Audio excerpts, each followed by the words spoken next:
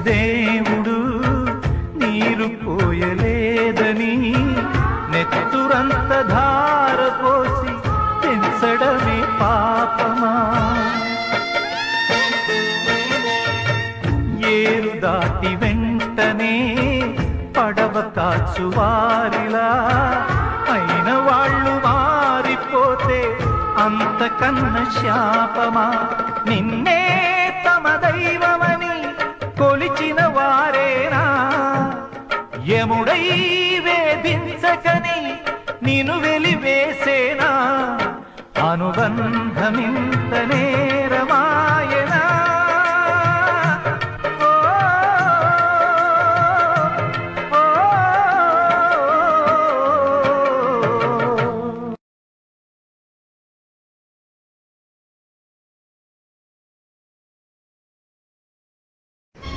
కన్నీటితో తుడిచేసిన పోవమ్మయి ప్రేమలు చివురాకులా తుంచేసిన తెగిపోవు నీ ఊహలు.